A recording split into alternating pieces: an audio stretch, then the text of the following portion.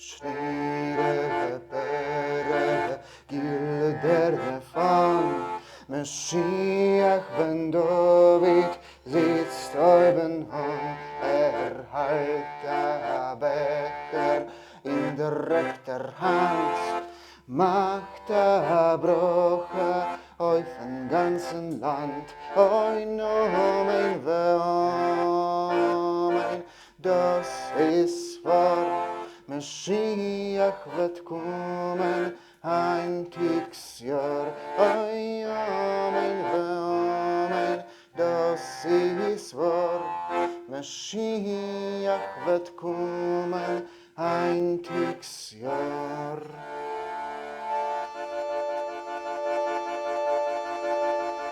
Oi wird kommen zuvor.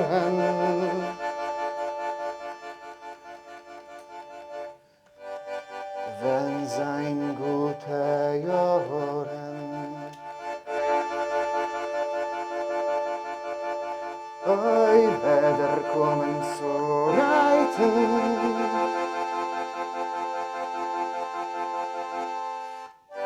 wenn sein guter Zeiten, oi weder kommen zu gehen. Wenn die Juden in Eretz Israel einsteigen.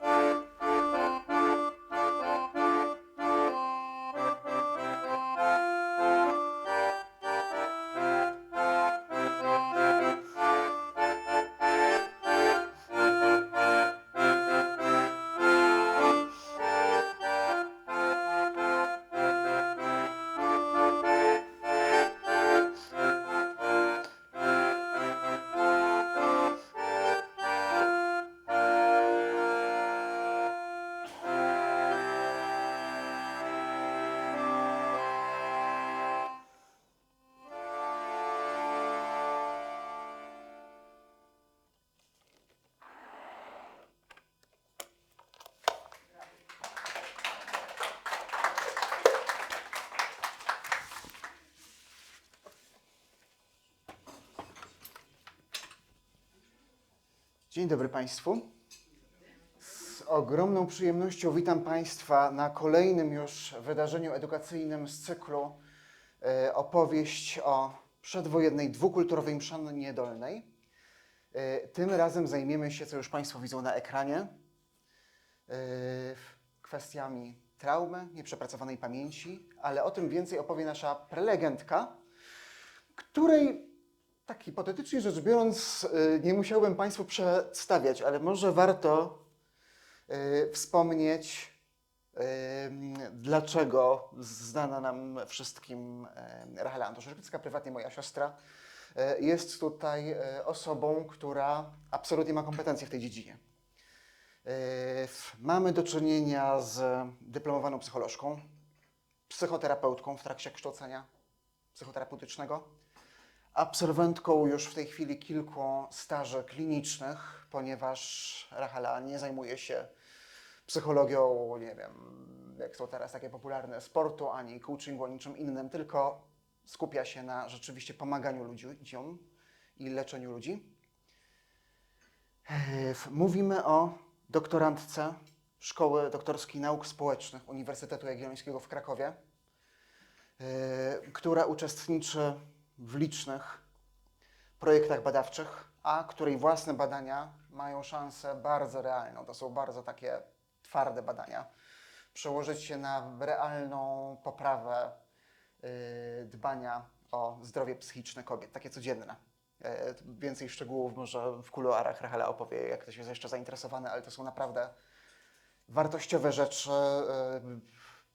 i i warto, myślę, to docenić. I cóż, jeśli chodzi o samą traumę i pamięć i to, co możemy w tych sprawach zrobić, to tutaj już głos oddaję naszej prelegentce. Dziękuję bardzo. Dziękuję. Ja sobie tylko pozwolę sprostować, bo potem ktoś mnie dorwie, że ja jeszcze nie jestem psychoterapeutą w trakcie szkolenia, dlatego że to jest akurat tytuł zawodowy, a moje towarzystwo, na którego się szkolę, bardzo pilnuje etyki wykonywania zawodu. Psychoterapeutów w trakcie szkolenia jest się po zdaniu egzaminu na drugim roku, jestem dopiero w trakcie pierwszego roku, czyli jestem dopiero w trakcie szkolenia psychoterapeutycznego. Takie maleńkie sprostowanie, żeby w internetach nie było, że sobie przepisuję tytuły, których nie mam. I dzisiaj będę chciała Państwu opowiedzieć troszkę o traumie i o tym, jak ona może być transmitowana, przekazywana, ale po kolei. Najpierw w ogóle rozróżnimy sobie, czym jest trauma, czym jest doświadczenie traumatyczne, czym jest zespół stresu pourazowego, teraz chyba już szerzej znany pod angielskim skrótem PTSD, dlatego że pojęcia bywają czasem mylone. Opowiem troszeczkę o syndromie ocalałych i o tym, jak w ogóle zagłada się prezentuje jako trauma, nie tylko dla ofiar, ale też dla innych, którzy byli świadkami. I wreszcie przejdziemy do tego, co jest tak naprawdę, to będzie taki trochę przydługi wstęp, natomiast potem sobie przejdziemy już do tego, co jest rzeczywiście tematem dzisiejszego wydarzenia, czyli porozmawiamy sobie o tym, czy trauma może być doświadczeniem zbiorowym, jak może być przekazywana i jak można temu przeciwdziałać. Więc zacznijmy sobie od tego, że słowo trauma jest nieprawdopodobnie i okropnie nadużywanym słowem i jest taka tendencja, żeby używać go do po prostu wszystkich trudnych czy nieprzyjemnych doświadczeń, jakby nie umniejszając tym doświadczeniom i nie umniejszając temu, że one mogą mieć bardzo negatywny wpływ na nasze funkcjonowanie i być przyczyną, czy jedną z przyczyn wystąpienia nawet i zaburzeń psychicznych, to na przykład strasznie trudny sprawdzian z matematyki, który oblaliśmy i który nas bardzo zestresował, w takim naukowo-psychologicznym podejściu traumą raczej nie będzie. Dlatego, że musimy sobie... to jeszcze zanim to chciałam pokazać, na ile nadużywane jest to słowo trauma, które staje się już wręcz tematyką memów i to takich właśnie troszeczkę spłycających to pojęcie, który na przykład tutaj tym jedynym polskim, który tutaj zamieściłam, porównuje przypomnienie sobie, no może niezbyt lubianej szkoły do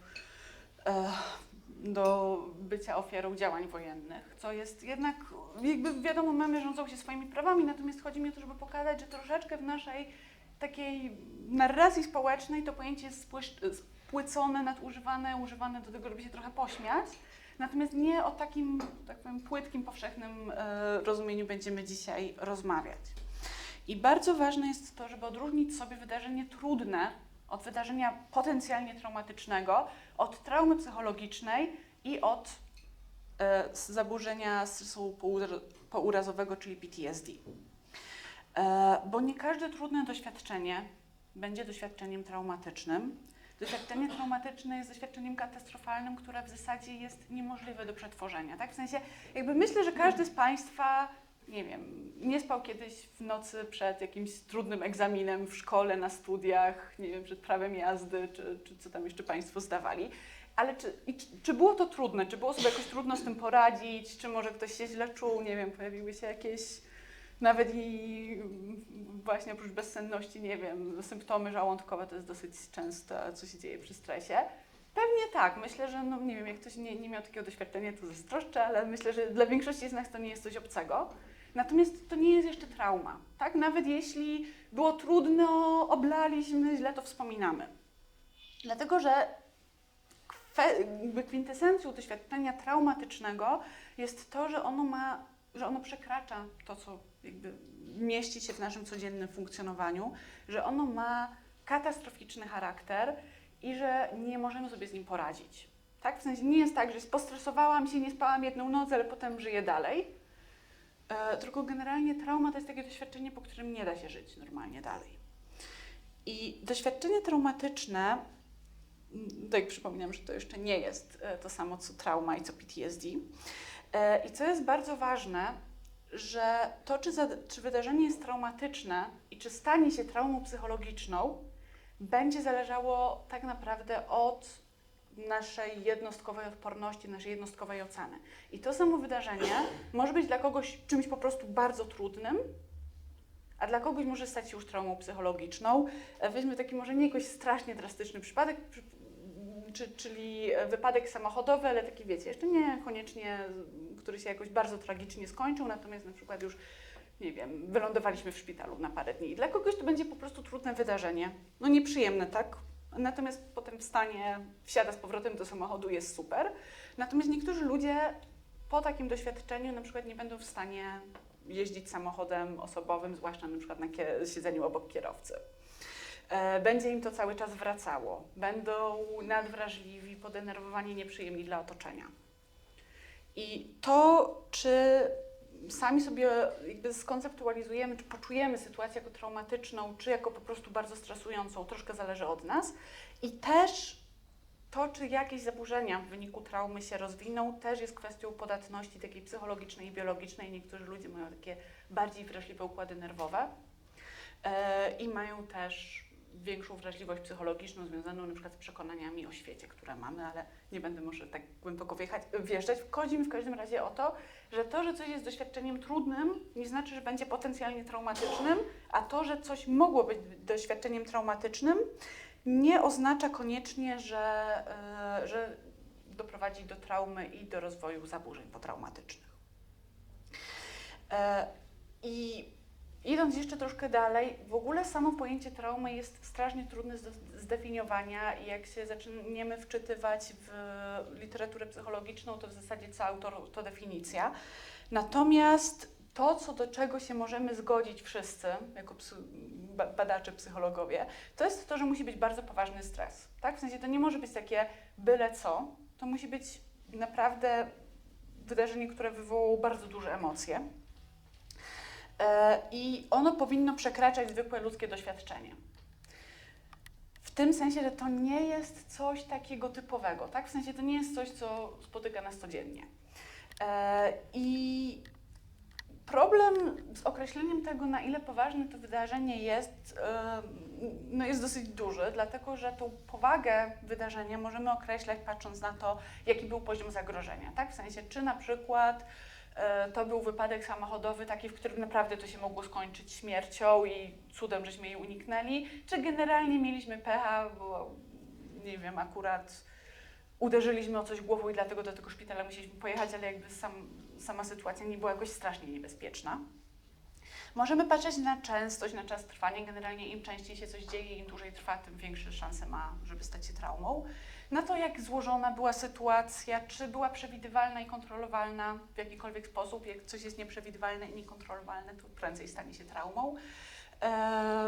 To, jakie mieliśmy subiektywne pobudzenie, czyli te emocje, ale nawet czasami charakter sytuacji. Generalnie do zaburzeń potraumatycznych częściej prowadzi doświadczenie przemocy ze strony innych osób niż na przykład wydarzenia takie związane z przyrodą. Bo generalnie bardziej nam atakują to poczucie tego, że świat jest jakoś bezpieczny i możemy ufać ludziom. Natomiast to, że to wydarzenie przekracza normalne ludzkie doświadczenie, nie znaczy, że musi być rzadkie, ani w kontekście tego, że jakby osoba tylko raz go doświadczyła.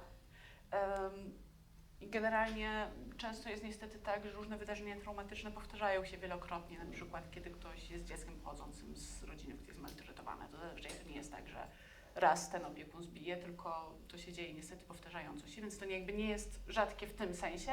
I co więcej, nie musi być rzadkie też dla całej społeczności, tak? Jeśli przechodząc już troszeczkę do tematu, którym się dzisiaj będziemy zajmować, doświadczenie zagłady nie było rzadkim doświadczeniem dla Żydów, tak? W sensie generalnie to było doświadczenie, które cała ta społeczność miała, więc to nie było tak, że okej, to nie może być trauma, bo wszyscy tego doświadczyli. Nie o to chodzi. Chodzi o to, że jakby w kontekście tego, czy to było normalne, no nie było to normalne, tak? Nie jest to coś, czego byśmy się normalnie spodziewali w toku swojego życia.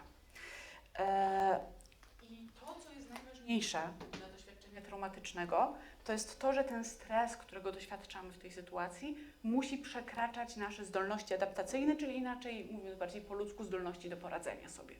Tak? I stąd to, o czym mówiłam przed chwileczką, czyli że dla jednej osoby to samo doświadczenie może być traumatyczne, dla drugiej nie. Bo ktoś ma lepsze zasoby, na przykład większe wsparcie społeczne albo większe możliwości poradzenia sobie z konsekwencjami wydarzenia. Tak? W sensie na przykład dla matki, która jeszcze w tym samochodzie miała malutkie dziecko, to może być bardziej traumatyczne wydarzenie niż dla jakiegoś młodego mężczyzny, który jeszcze w dodatku, nie wiem, jest bogaty i sobie szybko zapłaci za rehabilitację i w zasadzie po 2 miesiącach nie pamięta, że coś się stało. I trauma powoduje, że my mamy trudność z poradzeniem sobie, takim też po wydarzeniu, nie tylko w trakcie, z tym, żeby jakoś sobie zasymilować, czyli włączyć w historię swojego życia to, co się stało, wytłumaczyć sobie, dlaczego to się stało i że się nie powtórzy. Dobra. I trauma już nam zazwyczaj prowadzi do pewnych konkretnych objawów psychologicznych, na przykład do wycofania emocjonalnego, do powracania takiego bardzo żywego do tych sytuacji. I ze strony też jakby nie tylko psychologicznych, ale też fizjologicznych objawów.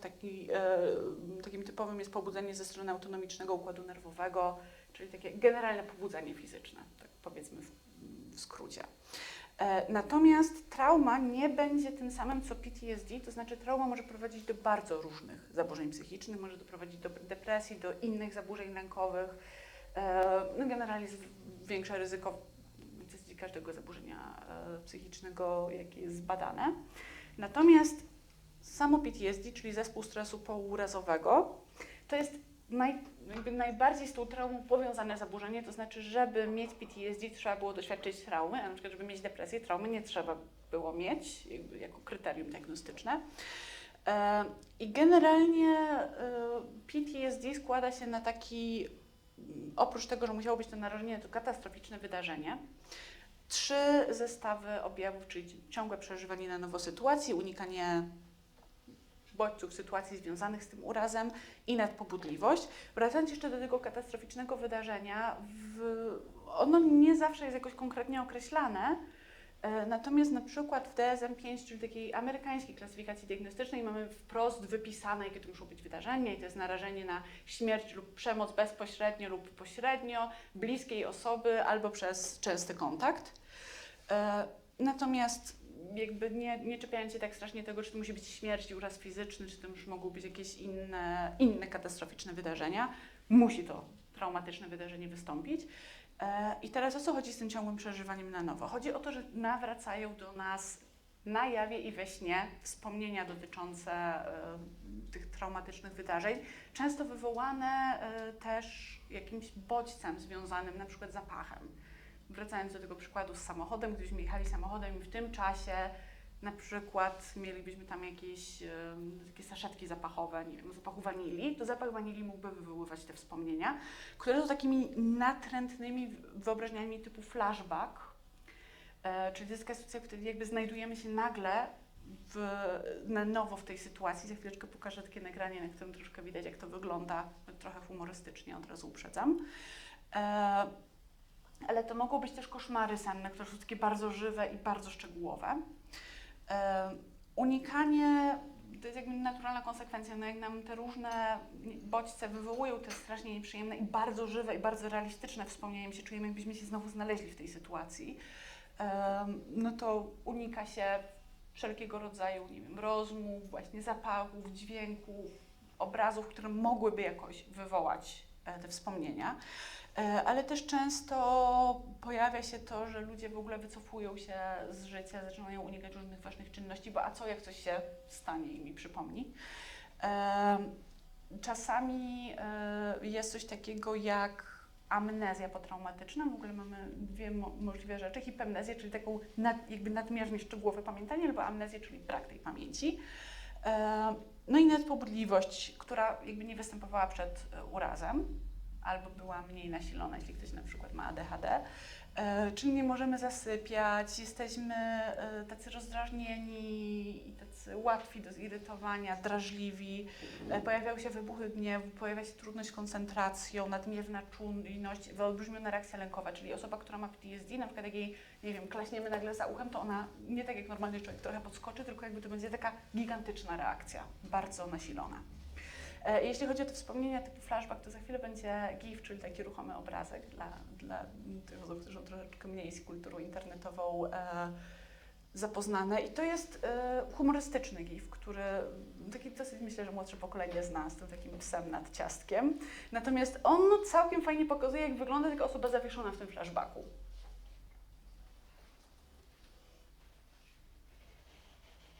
Generalnie jakby, no, ten pies wygląda, jakby nagle mu się wyłączyło to, gdzie on jest i to ciastko, które ma przed sobą i normalny pies by zaraz złapał. I tam gdzieś coś się dzieje w głowie, tak? I generalnie trochę tak wygląda flashback, tak? Czyli, nie wiem, jest zapach, który nam coś przypomniał i my już widzimy te wszystkie traumatyczne wydarzenia, które się wydarzyły. Słyszymy ten, wracając do tego samochodu, ten pisk opon, czujemy zapach, nie wiem, palonej gumy, krwi i tak dalej i jesteśmy na chwilę w innym świecie. A z zewnątrz to wygląda mniej więcej tak. Dobra. Jeszcze jedna rzecz, która jest ważna w takiej kwestii opowiadania o traumie, to jest syndrom ocalonych, który jest w ogóle uważany za poprzednik PTSD, natomiast jakby nie bezpośrednio PTSD zostało ukute na podstawie badań dotyczących weteranów powracających z Wietnamu w Ameryce. Natomiast my w Polsce też robiliśmy badania i syndrom ocalonych się inaczej nazywał syndromem poobozowym albo syndromem KZ od niemieckiego Konzentrationslager Syndrom, czyli wprost mówimy o obozach koncentracyjnych, po angielsku Survivor Syndrome. I to był jakby termin ukuty na to, żeby opisać zespół objawów psychologicznych, które się pojawiały właśnie konkretnie u więźniów obozów koncentracyjnych.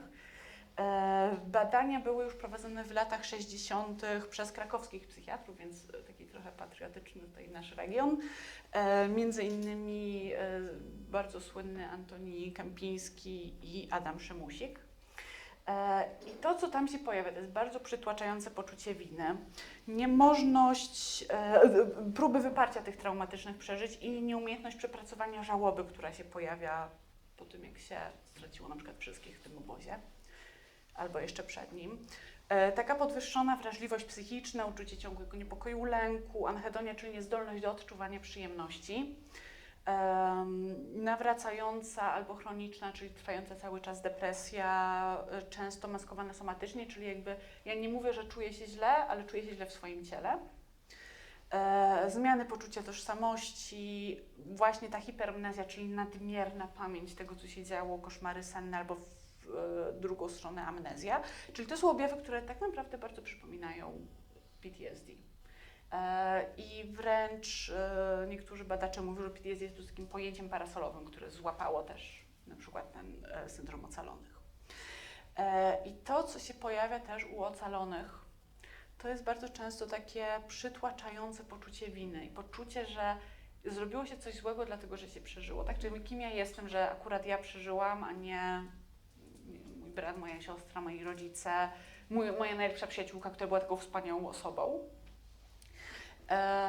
I kiedyś w ogóle należało do kryteriów PTSD, teraz niekoniecznie musi się pojawiać, natomiast to jest wydarzenie, które jest bardzo powszechne wśród osób, które przeżyły zagładę, ale nie tylko. Generalnie bardzo często w ogóle osób, które przeżyły jakieś takie katastroficzne wydarzenia, zamach, i to niezależnie czy jakby związane z przyrodą czy z działalnością ludzi, na przykład jakieś zamachy terrorystyczne, w których dużo innych osób zginęło, tak? I ja nagle mam takie, dlaczego akurat ja? Jakby kim ja jestem, czemu nie jestem jakim wyjątkowym i lepiej by było, gdybym to ja zginęła, a ktoś inny, kto nie wiem, był bardziej wartościowym człowiekiem, przeżył. No i jak się pewnie Państwo domyślacie, no to nie ułatwia poradzenia sobie z wydarzeniem. Jak jeszcze mam poczucie winy, że w ogóle żyję. I tym tematem sobie sprytnie przechodzimy już do tematu traumy zagłady. Ja nie chcę o tym jakoś strasznie dużo mówić, bo myślę, że dla Państwa to jest oczywiste, że zagłada spełnia te wszystkie warunki wydarzenia traumatycznego. Tak? To nie jest coś, co łatwo sobie wytłumaczyć, powiedzieć, dlaczego się stało i że no, musiało się stać, jakiś Bóg tak chciał, los tak chciał, ale już będzie dobrze. Tak? To nie jest wydarzenie tego typu. Jest to wydarzenie katastroficzne, które trwało bardzo długo. Wiązało się z niewyobrażalnymi okropieństwami. I co jest też bardzo ważne, wielu badaczy zgadza się co do tego, że mimo, że zagłada niestety nie była ostatnim ludobójstwem w historii ludzkości, na co jakby trochę liczono, ale ludzkości niczego nie nauczyła, to ona jest uważana przez wielu badaczy, wielu historyków, ale też psychologów za wydarzenie, które jest nieporównywalne z jakimkolwiek innym ludobójstwem w dziejach historii, ponieważ jego skala, poziom okrucieństwa i poziom systematyczności w tym, jak ludzie byli zabijani, jakby, no jest bezprecedensowy. Nic takiego nie zdarzyło się nigdy wcześniej, ani nigdy później i miejmy nadzieję, że się już nigdy nie zdarzy.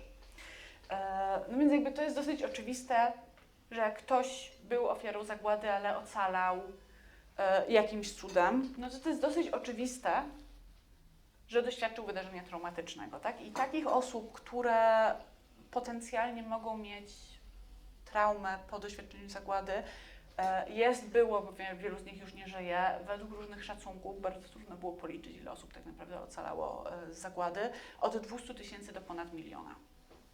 Natomiast to nie są jedyne osoby, które mogły doświadczyć traumy w wyniku zagłady, dlatego że wiele badań wskazuje na to, że trauma może dotyczyć też świadków wydarzeń. Tak? W sensie to nie musi być tak, że to mi się dzieje, wystarczy, że ja na to patrzę.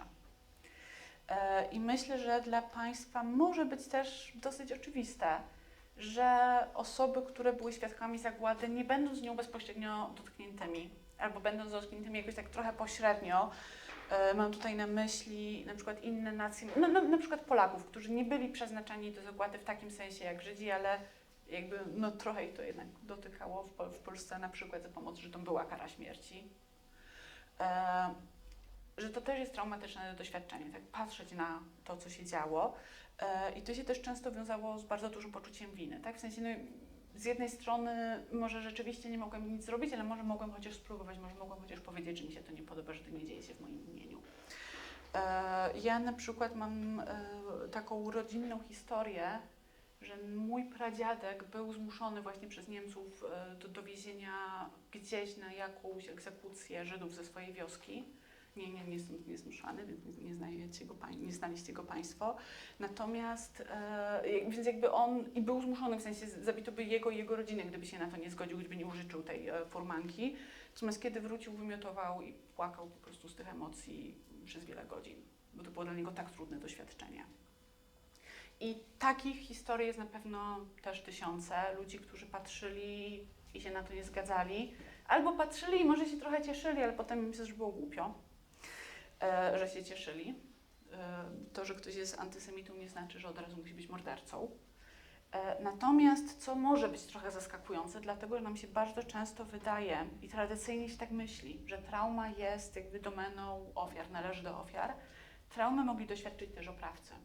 Ci, którzy brali udział czynny, ci, którzy to robili i którzy czasami, i jakby chcę zaznaczyć, nie wszyscy, być może nawet mniejszość, bo jakby takich procentowych badań nie mamy, natomiast niektórzy po doświadczeniu, znaczy po zrobieniu, no może ciężko mówić sobie doświadczenie, po zrobieniu tego, co zrobili, zaczęli mieć wyrzuty sumienia, pomijając to, że jakby obserwowanie brutalnych aktów też nawet wykonywanych jakby samodzielnie nie jest przyjemne i zresztą wiele jest takich historii, w których się okazuje, że naziści, którzy generalnie byli z zabijaniem Żydów, na przykład nie chcieli tego robić sami. Nawet my w Zmyszany mamy taką historię Gelba, który był katem Myszany i generalnie myślę, że Państwo, nawet niektórzy z jakiejś opowieści rodziców, dziadków, wiecie, jakie okropne rzeczy robił, ale jest taka historia, jak doprowadzono mu 2 żydowskich dziewczynek, to wezwał tam kogoś innego, bo on nie był w stanie ich zastrzelić, tak? Więc jakby nie chodzi mi teraz o to, żeby usprawiedliwić, mówić, o nie, no ci Niemcy czy ci naziści też ludzie i też mieli wyrzuty sumienia jacy biedni. Natomiast chodzi o to, że jakkolwiek jakaś taka trochę próba odczłowieczenia tych ludzi, którzy zrobili te straszne rzeczy, jest zrozumiała. I jakby to jest normalny mechanizm psychologiczny. Mi się wydaje, że jak ktoś robił okropieństwa, to jego człowieczeństwo na tym ucierpiało. Natomiast jest to też trochę niebezpieczne, dlatego że odczłowieczanie, dehumanizacja to jest pierwszy krok do nienawiści i do tego, żeby kogoś też eksterminować i żeby sobie za chwilę rozszerzyć z tych złych Niemców, którzy mordowali na wszystkich Niemców i na przykład zacząć nienawidzić wszystkich Niemców i w zasadzie stać się też trochę oprawcą. To też jest częsty błąd psychologiczny, który w zasadzie wszyscy popełniamy, że uważamy, że jak ktoś był oprawcą, to nie może być ofiarą, a jak ktoś był ofiarą, to nie może być oprawcą. Więc jakby wracając, chodzi mi o to, że generalnie zagłada była traumą w zasadzie dla wszystkich, którzy w jakikolwiek sposób jej doświadczyli, czy jako ofiary, czy jako bierni lub mniej bierni świadkowie. I przez mniej biernych mam też na myśli tych, którzy ratowali. Tak, nie mówię tylko o osobach, które, nie wiem, jakoś pomagały, czy jako sprawca.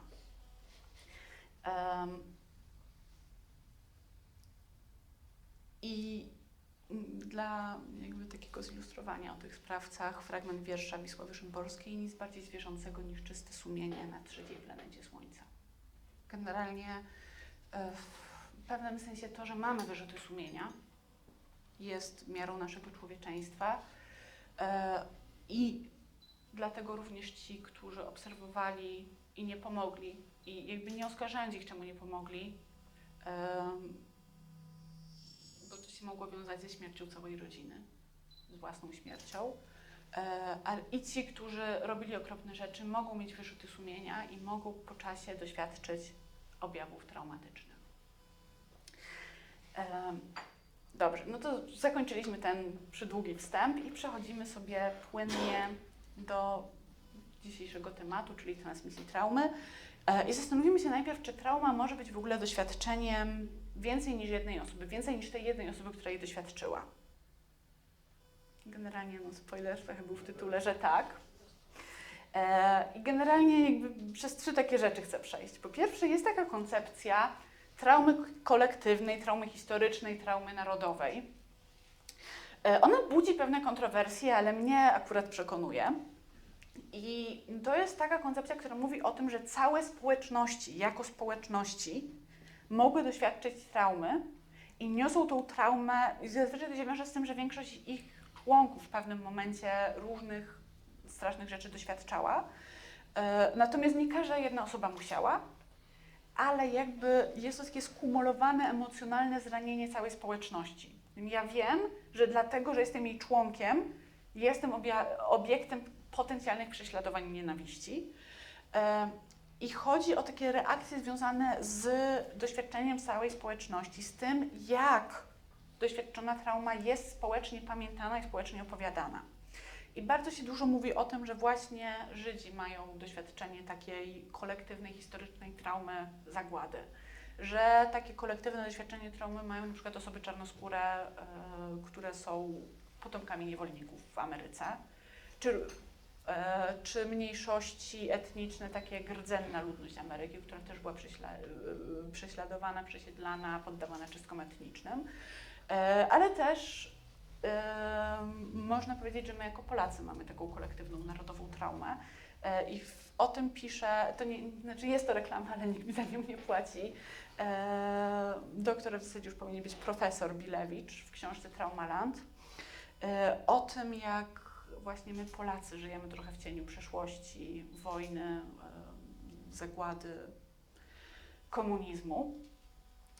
I bardzo polecam tą książkę, bo ona mówi bardziej o tej traumie właśnie takiej kolektywnej, historycznej, nie o tym, o czym ja dzisiaj mówię, ale jest naprawdę świetnie napisana. Ja jestem dopiero w trakcie, ale już polecam. Ale nikt mi nie płaci za tą reklamę, jak coś. Po drugie, w jaki sposób jeszcze trauma może być doświadczeniem więcej niż jednej osoby? Jest coś takiego jak wtórna traumatyzacja, z angielskiego secondary traumatization, nazywana też traumą zastępczą. I teraz ona dotyczy osób, które są blisko z osobą, która doświadczyła traumy, albo po prostu jako jej rodzina, albo jako osoby, które pomagają.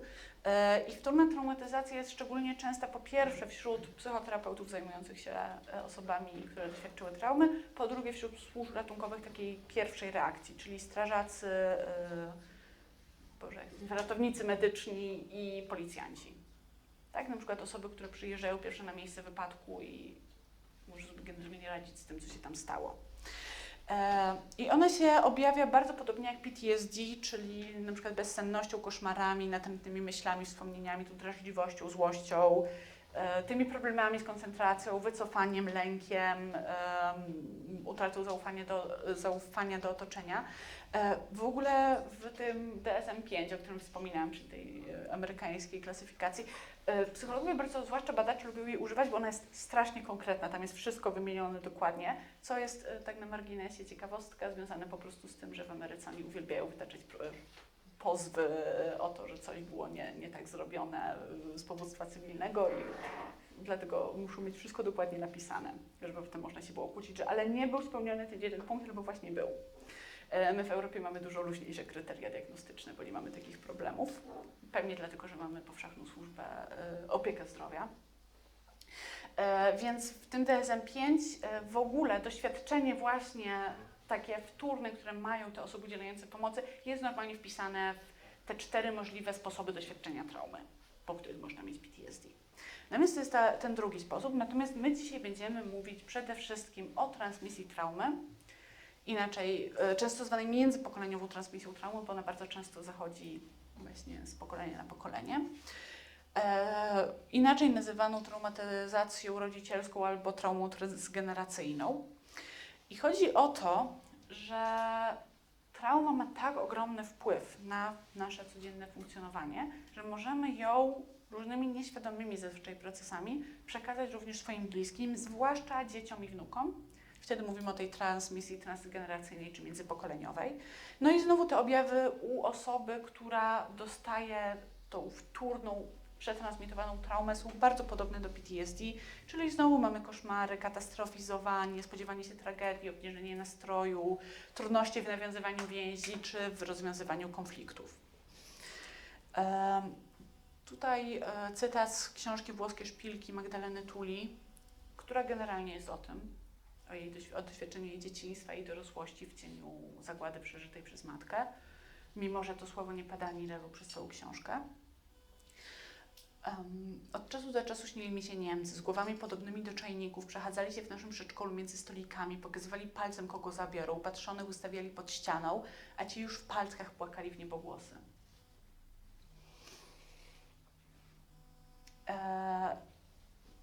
I zastanawiając się troszeczkę jeszcze nad objawami, nad tym, jak ta trauma generacyjna wygląda, zanim się zastanowimy, jak do niej dochodzi, to Kellerman, jeden z takich najważniejszych badaczy traumy transgeneracyjnej, jak Państwo będziecie zwracali uwagi na przepisy, to wiecznie jest Kellerman, kilka różnych jego prac. Wymienia takie 3 obszary funkcjonowania, przepraszam, nawet 4, czyli emocje, myślenie, osobowość i relacje interpersonalne, czyli nawiązywanie więzi z innymi ludźmi.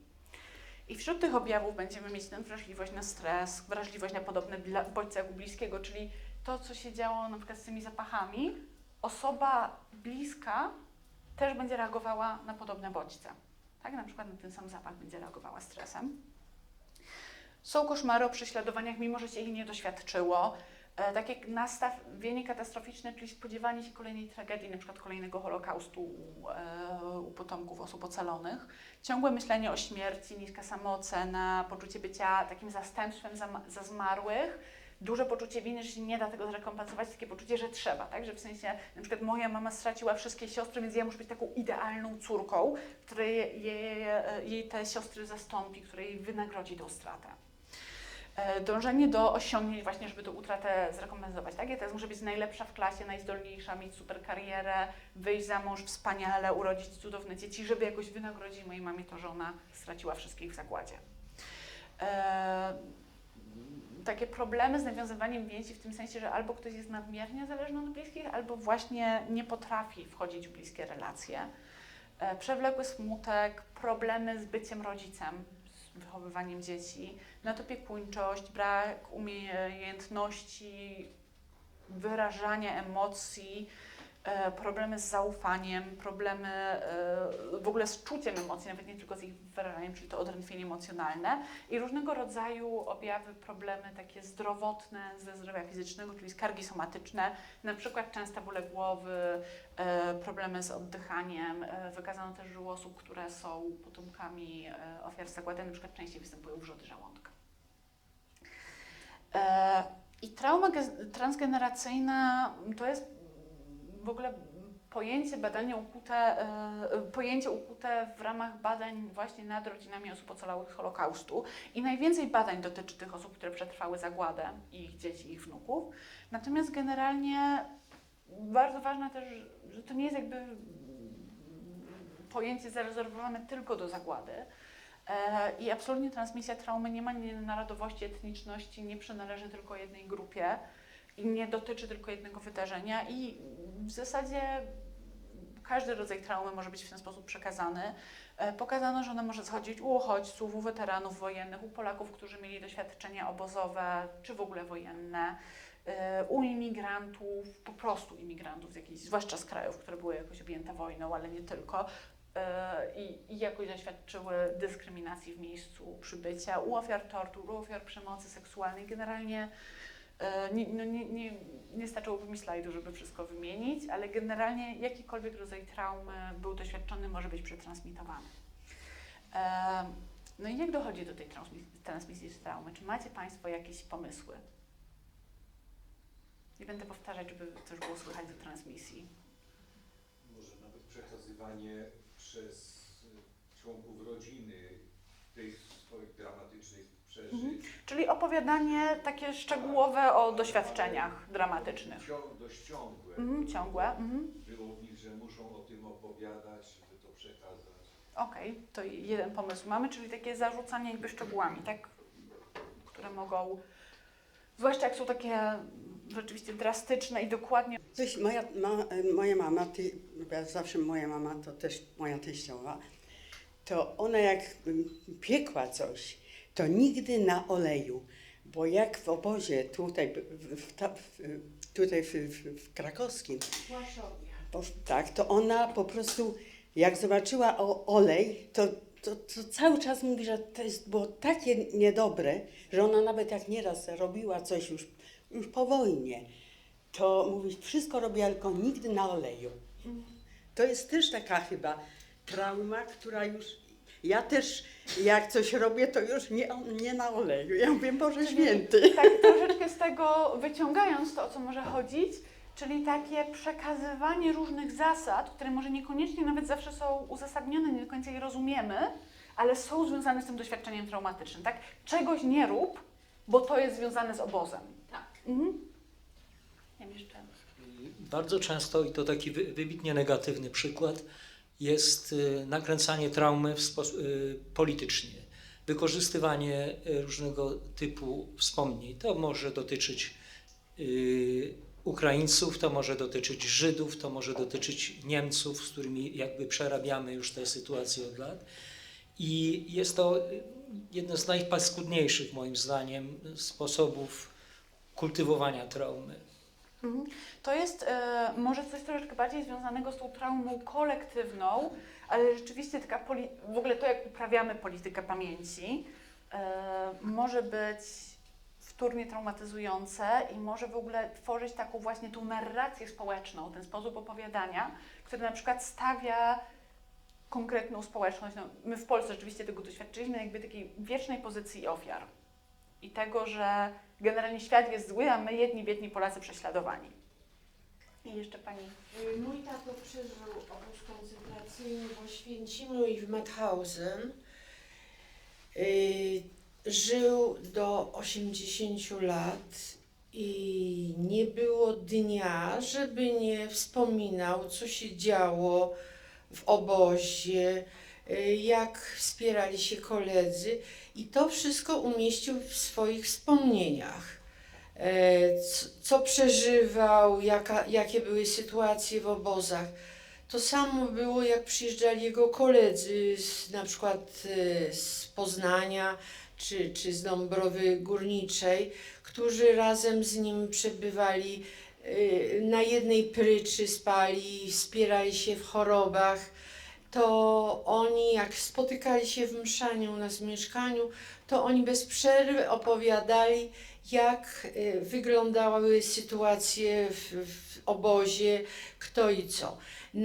I to wszystko opisał mój tato. Natomiast mama, ponieważ została w mszanie i była też kilka razy aresztowana, ponieważ Niemcy, gestapo szukało jej brata, który należał do AK i później rozstrzelano brata mojej mamy, więc ona wspominała. On nie pisał, nie opisywała, ale nam często mówiła. I to było przekazywanie do dzieci.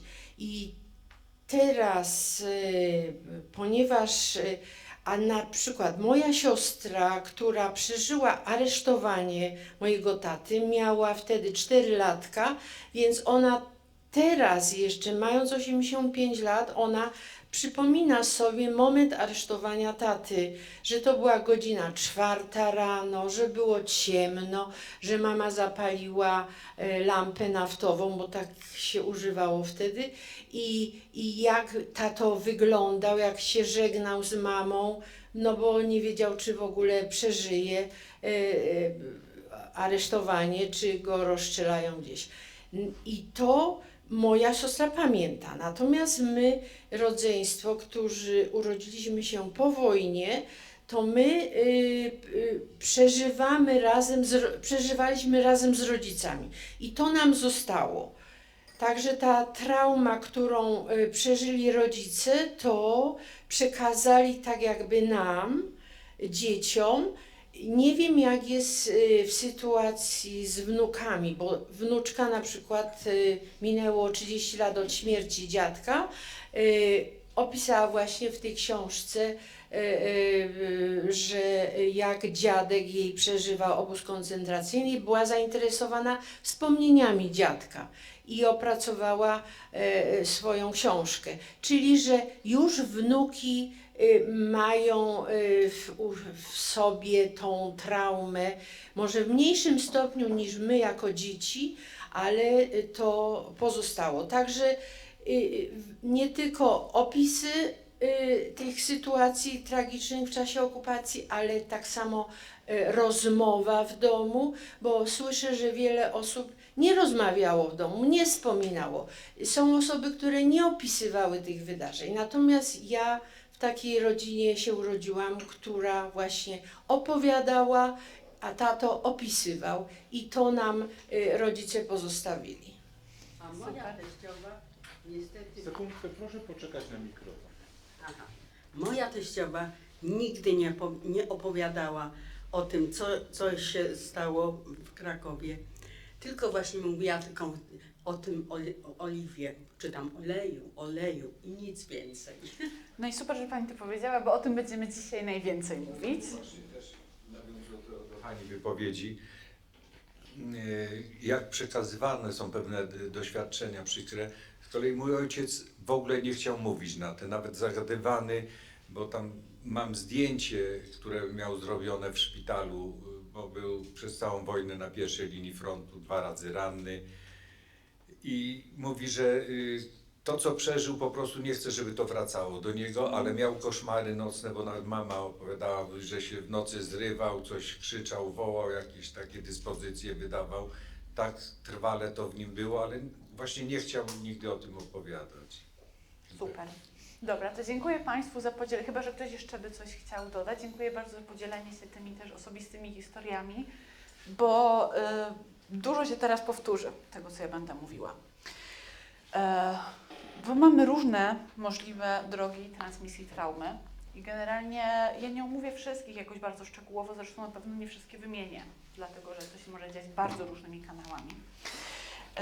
No ale generalnie może chodzić po prostu o takie obciążenie emocjonalne, tak? W sensie, że dziecko wie, że rodzic doświadczył czegoś strasznego. Być może ten rodzic nawet czasami szuka po prostu wsparcia u dziecka, tak? Tego, że jest mi ciężko, nie wiem, zaopiekuj się teraz mamusiu, nie? Albo w ogóle jeden rodzic wysyła dziecko do drugiego rodzica. Czyli tak zwany proces parentyfikacji. Parentyfikacja, inaczej odwrócenie ról czy inwersja ról, to jest takie zjawisko psychologiczne, które czasami zachodzi, kiedy w rodzinie dochodzi do odwrócenia ról i to dziecko staje się opiekunem rodzica. Tak? To się często właśnie dzieje w sytuacjach, kiedy rodzic ma jakieś bardzo poważne problemy zdrowotne, czy to ze zdrowiem fizycznym, czy psychicznym.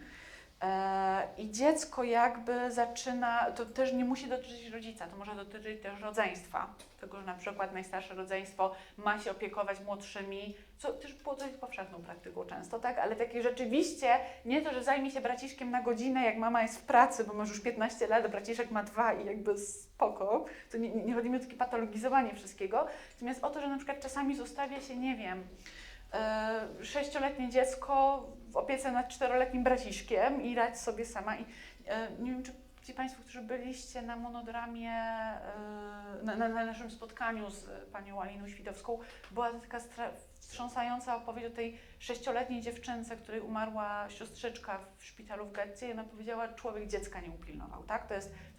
To jest parentyfikacja, tak? Kiedy malutkie dziecko Myślenie po dorosłemu. właśnie musi stać się dorosłym, dlatego że nie ma tego dorosłego i te dzieci za szybko dojrzewają, tak. No i generalnie to nie jest, że tak powiem, zdrowa sytuacja dla dziecka, które ma na przykład 6 lat, tak? I samo jeszcze w ogóle nie umie sobie ze swoimi emocjami radzić, a co dopiero opiekować kogoś innego. Chodzi też o takie procesy modelowania i socjalizacji, czyli upraszczając troszeczkę wychowywania dziecka. Tego, że na przykład dziecku się przekazuje to, że świat jest niebezpieczny, że jest groźny, że trzeba uważać, że nie można ufać, że ktoś przyjdzie i cię zabierze, że ci Niemcy czyhają, że Niemcy mogą wrócić, uważaj, nie wychylaj się, nie pokazuj, nie pokazuj tego, że jesteś Żydem, bo skąd wiadomo, że już się zagłada skończyła, może coś może jeszcze powtórzyć.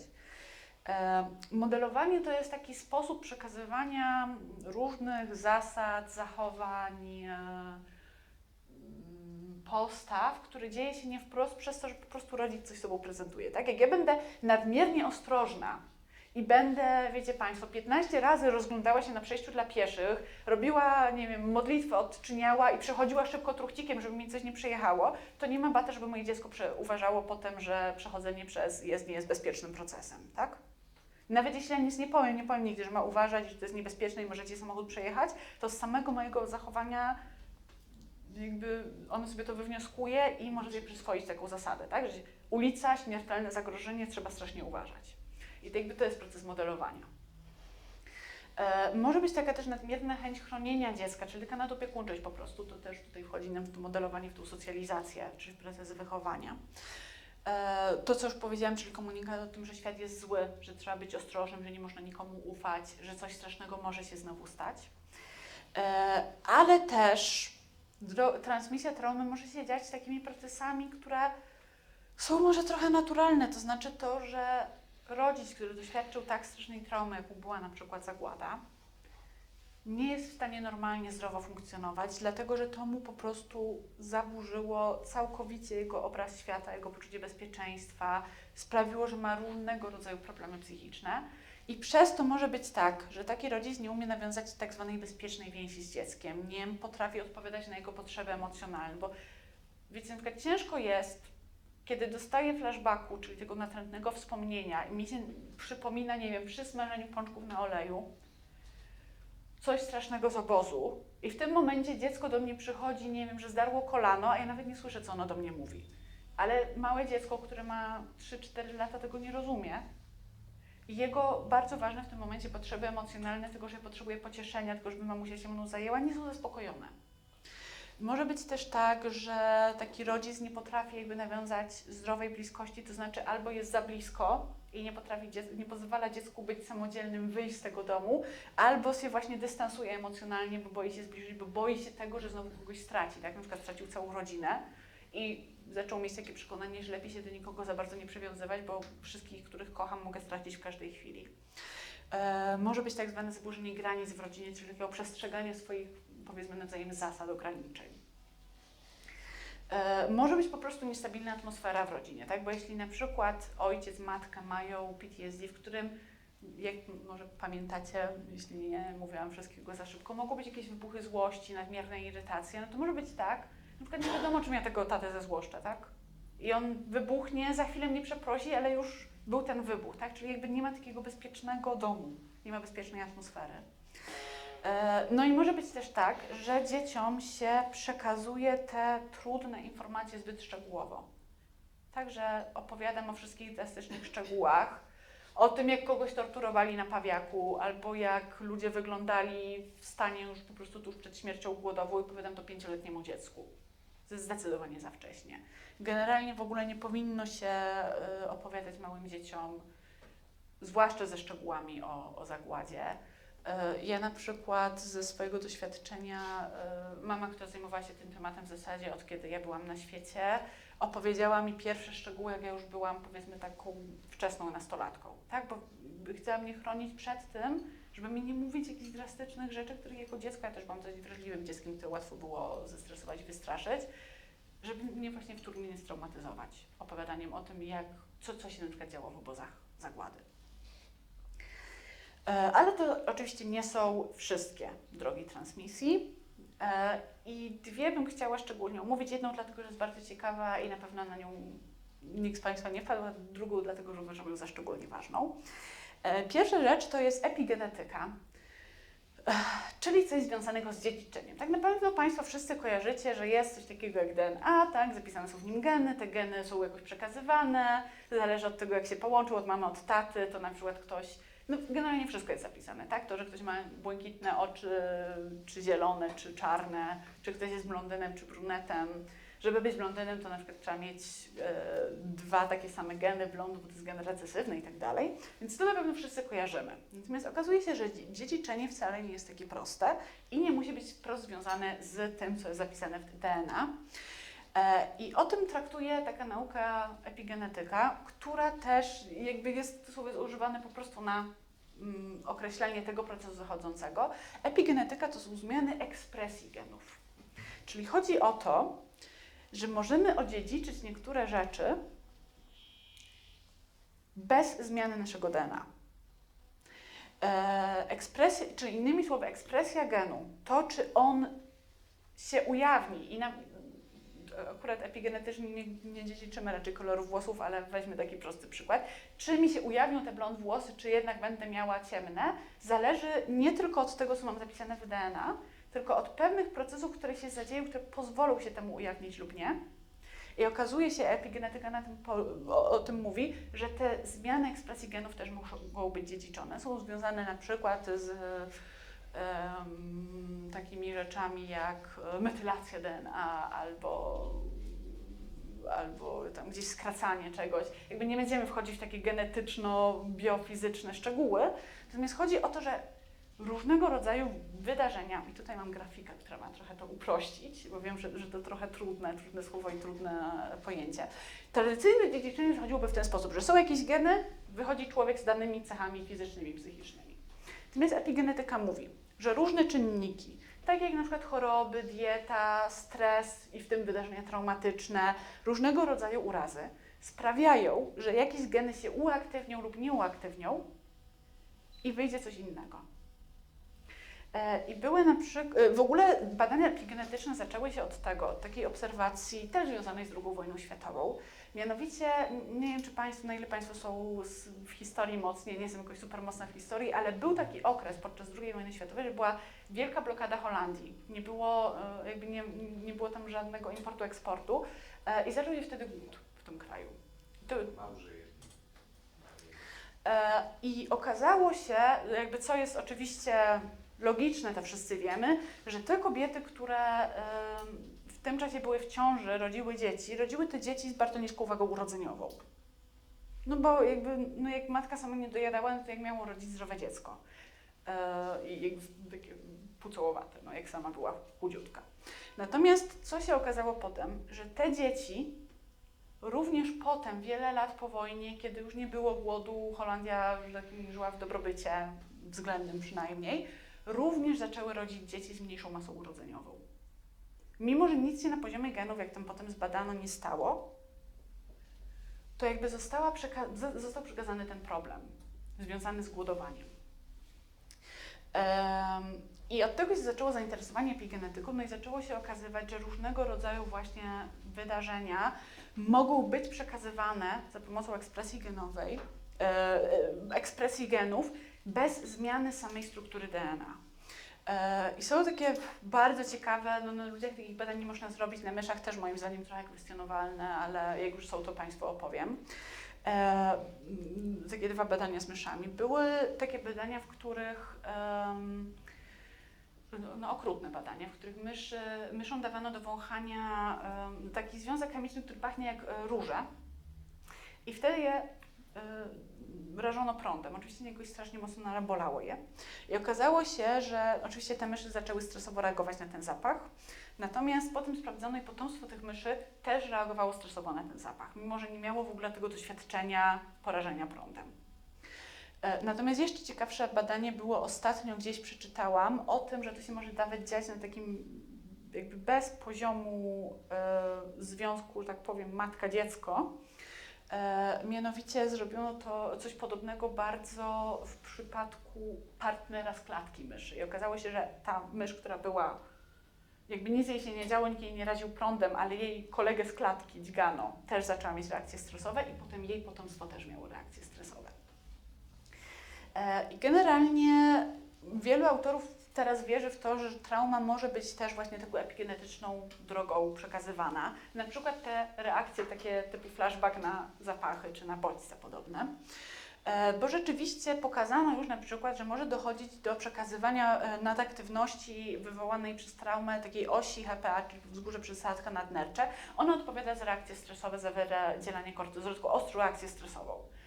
I jak jest nadaktywna, to prędzej reagujemy na przykład bardzo dużym stresem, emocjami, właśnie jakimiś bólami brzucha, na obiektywnie mniej intensywne sytuacje. I okazuje się, że może być bez zmiany genów przekazana taka nadaktywność. Co oczywiście też nie oznacza, bo często nam się tak kojarzy z genami, że jak coś w genach, jak coś dziedziczone, to już kaput. Natomiast to wcale nie oznacza, że to, że rodzic miał traumę czy PTSD musi być dla dziecka jakimś wyrokiem, bo nawet zwykłe dziedziczenie nie działa w ten sposób i to nawet jakby bardzo mało chorób czy bardzo mało zaburzeń jest dziedziczonych jednogenowo i zazwyczaj to jest 500 różnych czynników. Natomiast jak Nathan Kellerman podaje, jest wręcz przeciwnie, że epigenetyka nie mówi, że jest jakieś dziedziczenie będące wyrokiem, tylko wręcz przeciwnie, ona nam daje nadzieję, bo oznacza, że to, co jest w naszych genach, to nie jest jakieś takie nieprzekraczalne przeznaczenie i że jesteśmy bardzo plastyczni, że w ogóle moglibyśmy zacząć szukać sposobów dziedziczenia odporności. Dobra, to tyle o epigenetyce, chyba że mają Państwo jakieś pytania, ale jakby chciałam o tym opowiedzieć, że to jest bardzo, bardzo ciekawy sposób dziedziczenia. Natomiast teraz chciałam opowiedzieć o tym, co jest moim zdaniem najważniejsze i co zdaniem wielu badaczy jest najważniejsze i co się, myślałam, że już nie pojawi, ale jednak się pojawiło w Państwa opowieściach, czyli o milczeniu. Generalnie spójrzmy jakby w taki realistyczny sposób na doświadczenie na przykład zagłady. Traumę jest bardzo ciężko opowiedzieć, zwłaszcza traumę zagłady. To są rzeczy niewyobrażalne, których jakby ciężko jest sobie, jak się o tym czyta, słucha, wyobrazić, że ktoś w ogóle mógł wymyślić coś takiego, że coś takiego można zrobić drugiemu człowiekowi, więc jak to w ogóle opowiedzieć, jak to ubrać w słowa. I z drugiej strony, jak już ktoś próbuje opowiedzieć, to taką opowieść strasznie ciężko przyjąć i strasznie ciężko jest jej wysłuchać ze zrozumieniem, z empatią, nie wyjść w trakcie, nie powiedzieć, przestań mi tego opowiadać, ja nie chcę tego słuchać. I generalnie takie przemilczywanie trudnych, tabuizowanych tematów jest, albo przynajmniej było przez całe lata czymś, co było typowe dla nas w Polsce. Również z różnych względów takich bardziej polityczno-społecznych i nie tylko w Polsce, ale wielu badaczy uważa właśnie, że tak zwana zmowa milczenia, conspiracy of silence, była czy jest jednym z głównych mechanizmów przekazywania traumy dalej. Albo przynajmniej czymś, co ogromnie wzmaga ten wpływ traumy. Danielin nazwała nawet zmowę milczenia najbardziej trwałym i efektywnym mechanizmem transmisji traumy. chodzi, jakby jeszcze wracając na chwileczkę do tego milczenia, chodzi o to, że ludzie nie mieli siły, nie mieli zasobów, nie mieli języka, może nie mieli ochoty opowiadać o tym, co ich spotkało w obozie, na wojnie, podczas ukrywania się, podczas zagłady, podczas wojny. A bliscy czasami nie potrafili, czy właśnie też nie mieli sił, samym im było ciężko żyć. Jeszcze weźmy na przykład w Polsce, życie tuż po wojnie, w twardej komunie, no nie było bajką, tak? Mimo że ludzie nie mieli trochę siły słuchać jeszcze o tym, co się działo w trakcie wojny, jak już i tak im było wystarczająco ciężko. No ale jak nie umieli słuchać, nie umieli udzielać wsparcia, no to zniechęcali do mówienia. I dochodziło do procesów tabuizacji milczenia, do których dochodziło oczywiście z powodu szeregu czynników. No więc właśnie po pierwsze chodzi o ten brak zasobów na wysłuchanie i na opowiedzenie, że ja chciałam zapomnieć, nie chcę do tego wracać, nie chcę o tym opowiadać, nie chcę tego kolejny raz przeżywać, a ty jako moje dziecko, jako mój mąż, jako moja żona, może nie masz ochoty tego słuchać, nie masz siły tego słuchać, bo właśnie tak jak mówiłam, masz dość własnych problemów. Dochodzi też często do tej autowiktymizacji, która będzie związana czyli takiego samoobwiniania się, samoczynienia się ofiarą. W tym sensie, że zaczynam się obwiniać za to, że to mnie spotkało. Tak? Nie tylko o to się obwiniam, że przeżyłam, co jest tym poczuciem winy ocalonych, tylko o to, że jakby to jest moja wina, że mnie to spotkało. Ja muszę być złym człowiekiem. To jest coś, co jest na przykład bardzo częste wśród ofiar przemocy seksualnej, która też może być potem taka trauma przekazywana dzieciom. Również dlatego, że wierzymy w sprawiedliwy świat i my chcemy wierzyć, że jak jest zło, to ono jest karą za coś, co zrobiliśmy złego. Jak nas spotyka coś strasznego, to jest kara, jak nas spotyka coś dobrego, to jest nagroda. To skoro spotkała mnie taka straszna rzecz, to znaczy, że ja chyba muszę być okropnym człowiekiem, no to tym bardziej się nie będę tylko przyznawać. Tabuizujemy i milczymy też po prostu dlatego, nie tylko, że nie mamy siły opowiadać, ale po prostu chcemy zapomnieć. Tak? W sensie, nie chodzi o to, że ja nie chcę tego opowiadać, tylko ja w ogóle chciałabym to wymazać ze swojego życia. Udawać, że się nie stało, powiedzieć sobie, 5 lat nie istniało z wojny. Chcemy też czasami utrzymać tak zwaną homeostazę w rodzinie, czyli taką równowagę tego, żeby nie musiało się coś zadziać, nie musiały się podziać trudne rzeczy, co się też wiąże z taką chęcią ochrony bliskich. Tak? W sensie ja już doświadczyłam takiej strasznej traumy, po co ja to mam opowiadać moim dzieciom? One są za małe i jak będą miały 25 lat, nadal będą za małe, żeby tego słuchać. Jest też coś takiego często jak brak takiego społecznego przyzwolenia na tą opowieść. I to jest coś, co było bardzo powszechne w Polsce, w Izraelu, ale też w innych krajach tuż po wojnie. W Polsce była w ogóle taka cała praktyka, można powiedzieć, milczenia, zacierania śladów po traumach wojennych. Zakaz wspominania tych traum i zbrodni wojennych, które były jakby polityką w ogóle komuny, zwłaszcza takiej wczesnej. A już w ogóle o zbrodniach Armii Radzieckiej to w ogóle już nic nie można było mówić, nie? To już kompletnie. Ale o tym, że myśmy byli ofiarami też wojny i tak dalej, nie mówiło się, bo mieliśmy ten mit takiego powojennego optymizmu, że teraz Polska socjalistyczna się odbuduje. Z drugiej strony, no to absolutnie nie można było mówić, że Polacy też coś złego zrobili albo byli biernymi świadkami, no bo przecież my wspaniali. Ale podobne rzeczy się też działy w innych krajach. Nowak i Łódzka, tacy badacze polscy mówili wręcz o czymś takim, że był ten taki mit entuzjazmu, który doprowadził do tak zwanego potraumatycznego zmęczenia, że ludzie po prostu już mieli dość też mówienia o tej traumie, okej, idziemy w entuzjazm. Natomiast Maria Orwitz, współpracownicy, to też jedna z bardziej znanych polskich psychiatrek powojennych, mówili o tym, że u nas jakby taką decyzją polityczną, a generalnie wszędzie na świecie to był taki trochę niefajny temat do mówienia. O tym, że właśnie stały się takie straszne rzeczy, czasami na przykład, że nasz kraj jakoś w tym uczestniczył. Nie wiem, we Francji, w USA też był podobny takie tabu i taki nakaz milczenia. No bo w sumie Francja miała rząd kolaboracyjny, tak? USA, no teoretycznie może nie, ale no USA na przykład odsyłało żydowskich uchodźców, którzy cudem jakoś umknęli z Europy i oni ich odsyłali z powrotem na śmierć. A w Izraelu to już w ogóle, w sensie Izrael miał politykę tego, że przestańmy być wreszcie ofiarą, zacznijmy, jakby odbudujmy swój naród, nie mówmy o tym, że byliśmy ofiarami przez długi czas. Bo po prostu te doświadczenia były zbyt trudne, zbyt takie niepojęte do tego, żeby w ogóle zrozumieć, czemu to się mogło stać i jak to opowiedzieć. Ocaleni z Holokaustu w ogóle często się spotykali z takimi komentarzami w stylu, że jakby jak pozwoliliście i szliście jak owce na rzeź. Zresztą to jest w ogóle często antysemicki mit, że Żydzi szli jak owce na rzeź. Chciałam jeszcze powiedzieć, jaka była reakcja mieszkańców Mszany po tragedii, która wydarzyła się na Pańskim. I niektóre osoby dziwią się nawet do tej pory, dlaczego 6 SS-manów rozstrzeliwało prawie 1000 osób i dlaczego ci się nie sprzeciwili, nie rzucili się na tych Niemców, ale przecież jak znamy całą sytuację, jaka była w Polsce pod okupacją Niemców, no to nie było szans. Chyba że, bo były takie osoby, które uciekały do AK, do lasów i tam działało zbrojnie. Ale żeby nie zapomnieć, miałam taki przykład.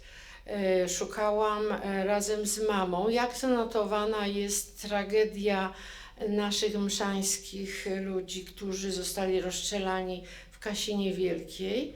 I byłyśmy na plebanii w Kasinie Wielkiej i ksiądz proboszcz Juraszek nam pokazał notatkę, akty zgonu i w ogóle jak to było zanotowane, nazwisko, imię, którego do dnia się wydarzyło. I nam powiedział, że tu jest napisane, że w trakcie wykonania egzekucji na gimnazjalistach, których przywieziono dzień przed Wigilią w 1943 roku, ponieważ tam pani sołtysowa, ponieważ akowcy rozstrzelali jej męża za współpracę z Niemcami, no to ona zażądała, że co to jest jeden dorosły nasz partyzant z AK, więc przywieziono 7 gimnazjalistów skutych drutem kolczastym na klęcząco i przed samym domem tych Kowalczyków rozstrzelano tych chłopców. I ksiądz nam pokazał notatkę, że z plutonu egzekucyjnego, który wykonywał wyrok śmierci na tych 7 chłopaków, gimnazjalistów, jeden z Niemców z tego plutonu egzekucyjnego zemdlał, bo okazało się, że on jest też takim młodym człowiekiem, który ma tam 18-19 lat i nie potrafił użyć broni, żeby swoich rówieśników zastrzelić. I to jest zanotowane w księgach parafialnych.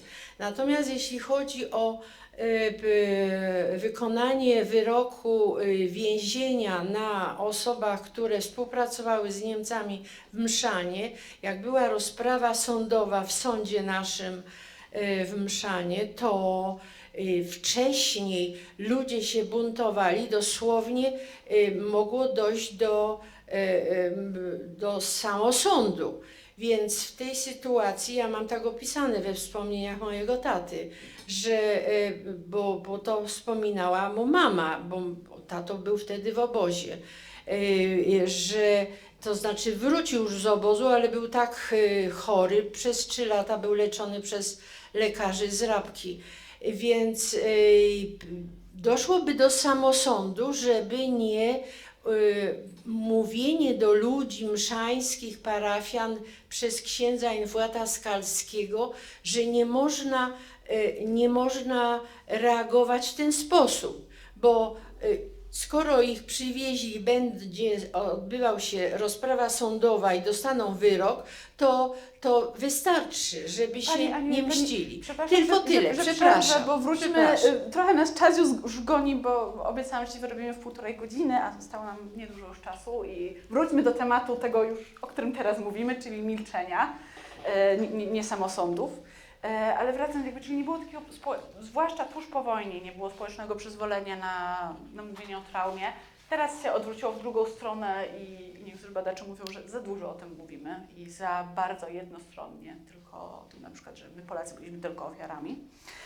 Natomiast chodzi o to, że generalnie jakby ludzie nie mieli też społecznego przyzwolenia o tym, żeby pójść opowiedzieć swoją historię, bo się nie wiem, mogli zostać właśnie nazwani jakimiś tchórzami winnymi, a może w ogóle kolaborantami, bo jak przeżyliście, skoro wszystkich zabijali.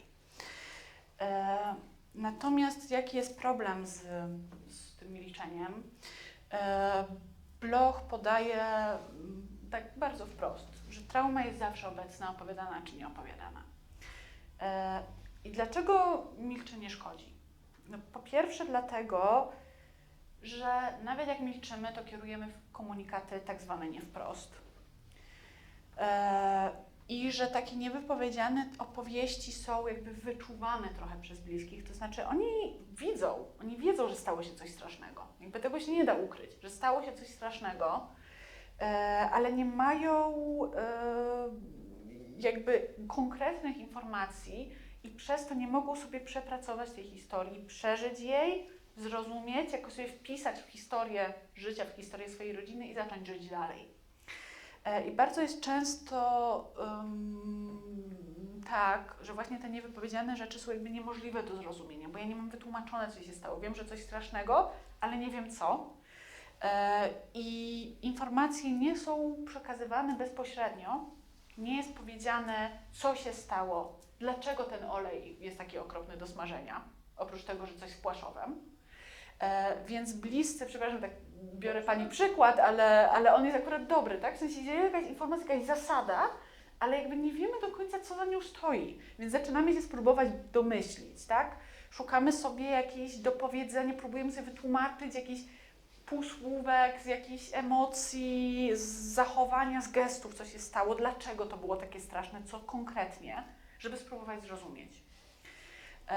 I ten brak komunikacji nie pozwala nam po prostu przepracować sobie tego wydarzenia, usłyszeć, stało się to i to, było straszne, zrobimy wszystko, żeby się nie powtórzyło. Co więcej, Littmeyer, o ile wymawiam dobrze to nazwisko, chyba holenderskie, powiedział coś takiego, że taka niewypowiedziana trauma się staje duchem w rodzinie, który jednocześnie jest, ale go nie ma. Jakby nie da się z nim poradzić, tak? Nie możemy tego ducha wypędzić, bo jego niby nie ma, ale jest. I tutaj cytat właśnie z pani Świdowskiej, która była u nas obecna niedawno. Moją cegiełką w tej budowli dla lepszego świata niech będzie mój głos, moja opowieść o tym, że trauma nie zostaje zapomniana tylko dlatego, że tego chcemy. Ona w nas pozostaje. Przekazujemy ją naszym dzieciom, kolejnym pokoleniom. A ta odziedziczona trauma, zbita na dnie duszy w żelazną kulę rdzewieje, truje nas od środka, rani, sprawia ból. Tak rodzi się nowa nienawiść, stajemy się na nią podatni.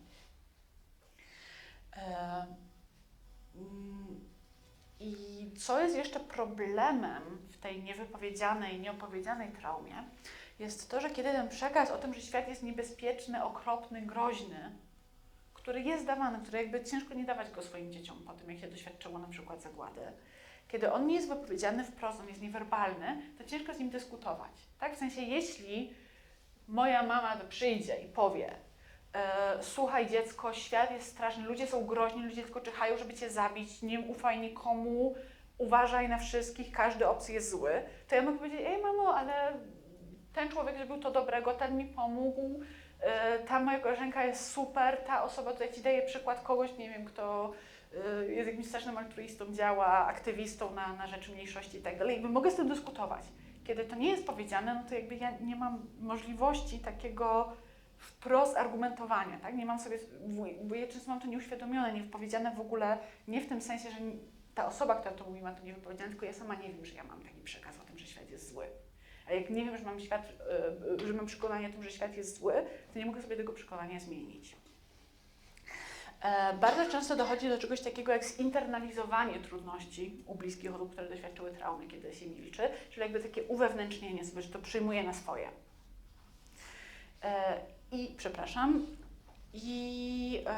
Niektórzy badacze też wskazują na to, że takie przemilczanie historii i traumy może zabudować poczucie identyfikacji ze własną grupą. Za chwilę to pokażę na przykładzie z badań, ale chodzi o to, że nagle jakiś kawałek historii jest wymazany, tak? Na przykład ja wiem, że jestem, nie wiem, rdzennym Amerykaninem, nasza historia idzie sobie tak, nagle jakaś wielka wyrwa i leci dalej.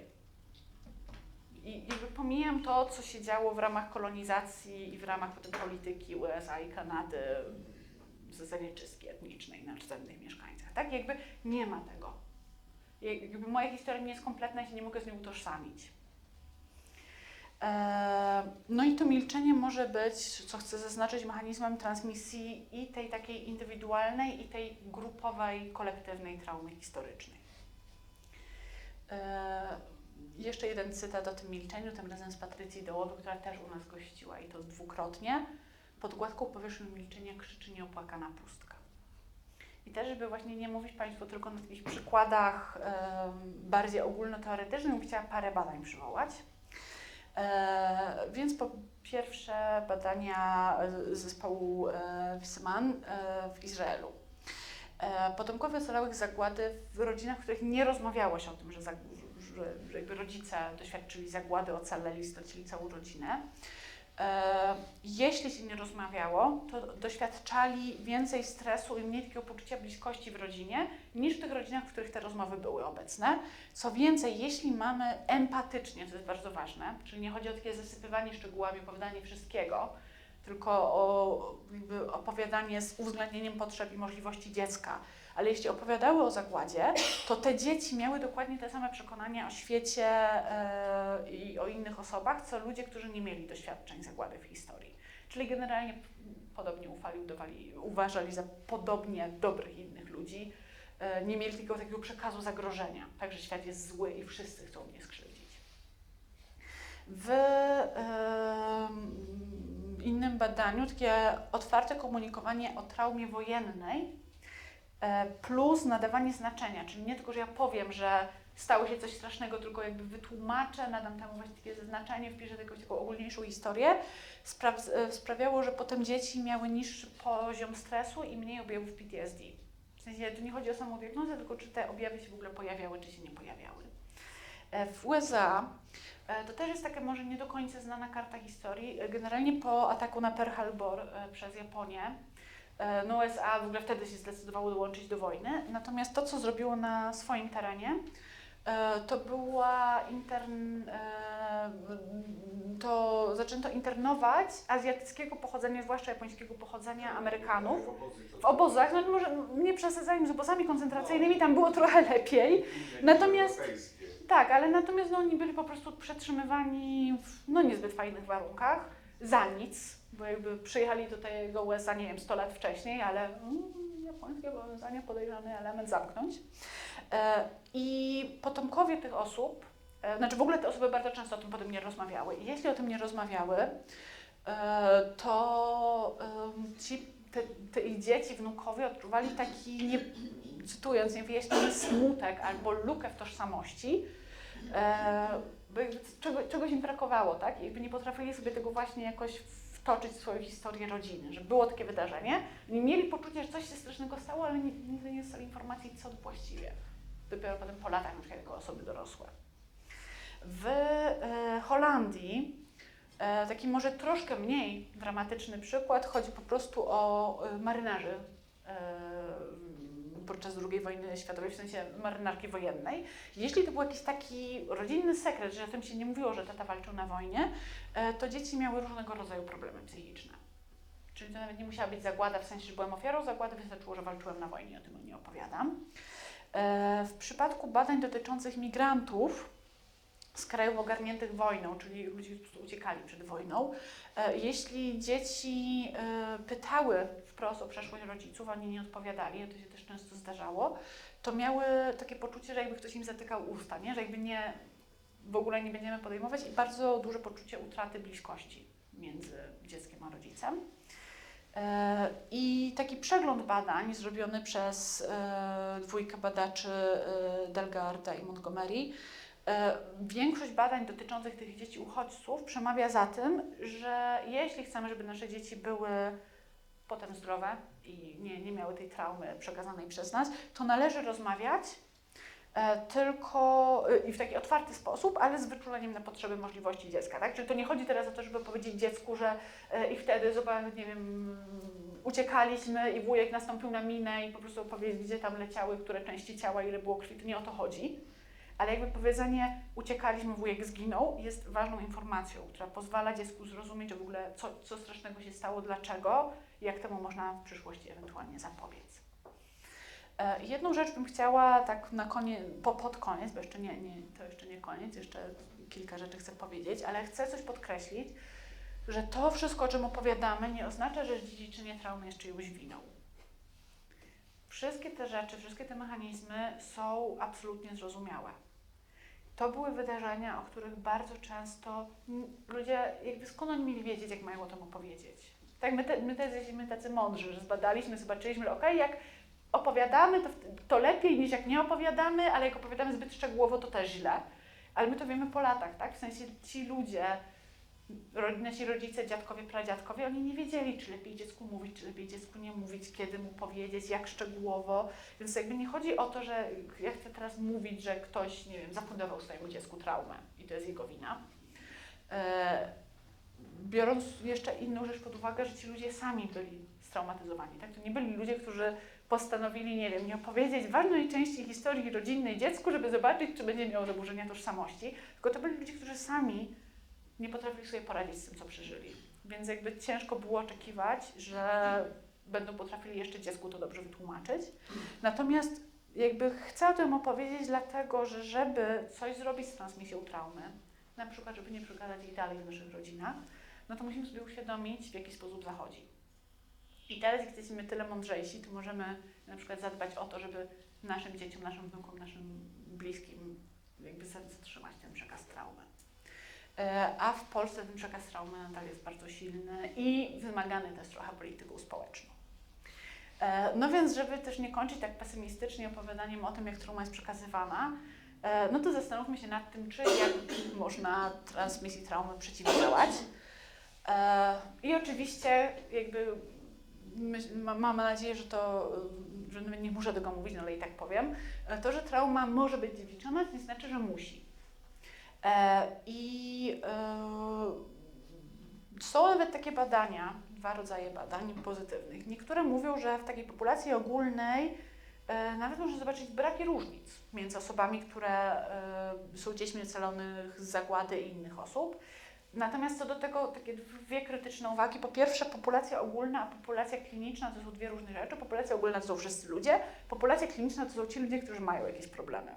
Czyli jeśli byśmy wzięli populację kliniczną, czyli na przykład rodzice, którzy mają PTSD po doświadczeniu traumy, zagłady, to tam już te badania świadczące o transmisji traumy są. Druga rzecz, dlaczego może nie być braku różnic. Coraz więcej badań właśnie mówi o tej traumie kolektywnej i o tym, że na przykład w Izraelu, znaczy nie w Izraelu, bo to jest, nie chodzi o Izrael, tylko o osoby żydowskiego pochodzenia, okazuje się, że niektóre osoby żydowskiego pochodzenia mają taki przekaz jakby tej traumy kolektywnej, że nawet jeśli oni sami nie doświadczyli zagłady jakby wprost ich rodziny, bo na przykład, nie wiem, wcześniej wyemigrowali do USA, to i tak mogą mieć przekazaną traumę kolektywnie jako zbiorowość. Więc może dlatego nie ma różnic, że po prostu wszyscy to mają. Bo przekazaliśmy to jeszcze na zasadzie, okej, może Ciebie to nie spotkało, ale mogło Cię spotkać. I podobnie trochę jest w Polsce też. Ale jakby bo to nie było takie całkiem pozytywne. Natomiast pozytywne jest to, że czasami przekazywana jest też odporność. Tak? Czyli to, że ktoś w ogóle jest takie zjawisko, tak zwany wzrost posttraumatyczny, rzadkie, ale się zdarza u niektórych ludzi, którzy po traumie na przykład odnajdują sens życia. Tak? Prawie zginąłem i nagle pojąłem, co w życiu jest ważne naprawdę. Tak troszeczkę, w sensie nie do końca to wyśmiewam. Tak? Mówię taki przerysowany przykład, ale to rzeczywiście czasami tak działa, że ludzie w wyniku doświadczenia takiego skrajnego potrafią jakby wyciągnąć z tego różne korzyści dla siebie, takie jak na przykład jakieś przewartościowanie swojego życia, nie wiem, motywacja do tego, żeby zadbać bardziej o swoje relacje i tak dalej. I tego typu mechanizmy też mogą być przekazywane dzieciom. Czyli jest taka też pozytywna międzypokoleniowa transmisja wzrostu posttraumatycznego. I tutaj cytat z jednej z osób badanych w badaniu Bragi, Mama opowiadała nam historię o wojnie, odkąd byłem dzieckiem. Słuchaliśmy tych historii przed snem i odpowiadała nam w ogóle bajek, ale fragmenty swojej własnej historii, i teraz będzie ważny fragment, która zawsze niosła przesłanie nadziei. I to był właśnie przykład osoby, było takie badanie jakby dotyczące tak zwanych studiów przypadków, czyli konkretnych osób, która miała właśnie ten przekaz odporności, dlatego że był ten przekaz nadziei, przekaz czegoś dobrego. No więc jak możemy przeciwdziałać transmisji traumy, już kończąc? No przede wszystkim zapobiegając dochodzeniu do traumy. Lepiej zapobiegać niż leczyć, podstawowa zasada wszystkiego. Czyli przede wszystkim osobom, które doświadczyły traumy, należy zapewnić odpowiednie wsparcie psychologiczne. Bo jak ktoś sobie jakby przepracuje, wyzdrowieje, wyleczy mu PTSD, no to jest dużo mniejsza szansa, że przekaże je swoim dzieciom. Ale co jeszcze może pomóc?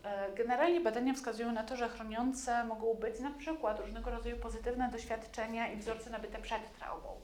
Czyli na przykład rodzice, którzy te dzieci mieli już przed wojną, rzadziej przekazywali traumę zagłady obozu swoim dzieciom i wnukom, bo już mieli pozytywne doświadczenia. Więc jak taka osoba miała na przykład jakieś bardzo pozytywne wzorce rodzicielskie przed doświadczeniem traumy, to jest większa szansa, że sobie dobrze poradzi jakby z zaopiekowaniem swojego dziecka.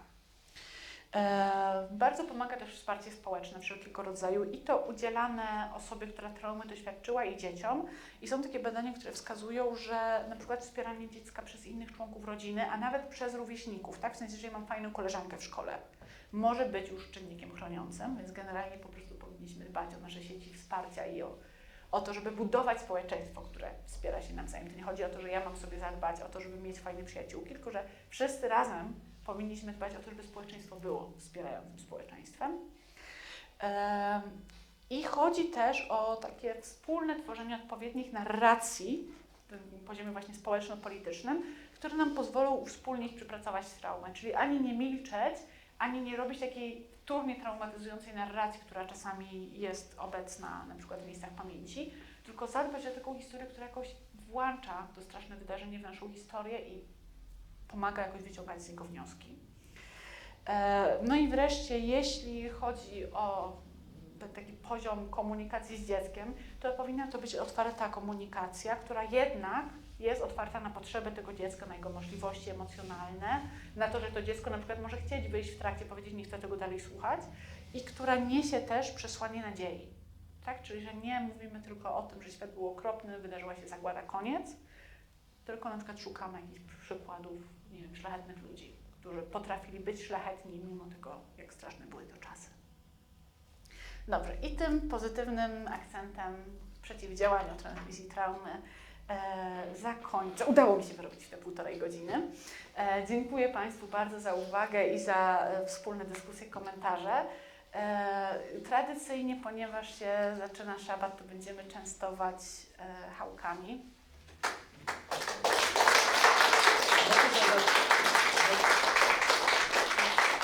Czy ja mogę jeszcze zadać pytanie, bo parę rzeczy mnie ciekawi. Mianowicie wspominała Pani Kępińskiego. Ja Kępińskiego czytałem, to była powiedzmy nawet taka moda w latach 70., 80. Jaka jest recepcja w tej chwili wśród Was, psychologów, jego dokonań? To jest pierwsza rzecz. Wrażliwość historyczna. Czy są jakieś badania, które mówią, że na przykład w tej chwili to społeczeństwo jest bardziej wydelikacone i bardziej podatne na traumę, a kiedyś, tak jak na przykład mówi się o tym, że ludzie byli bardziej wytrzymali na ból fizyczny i z czasem mniej. Kolejna rzecz to taka ciekawostka a propos tej epigenetyki. Holendrzy w tej chwili są najwyższym społeczeństwem świata, także odbili w jakimś sensie.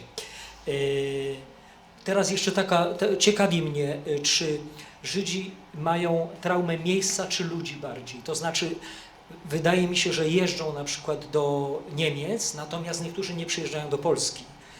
Czyli jak gdyby to jest jakby irracjonalne troszkę.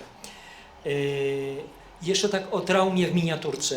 Nie podałem takiego przykładu, że traumę potęgowała w nas tutaj pokolenia lat 50., 60.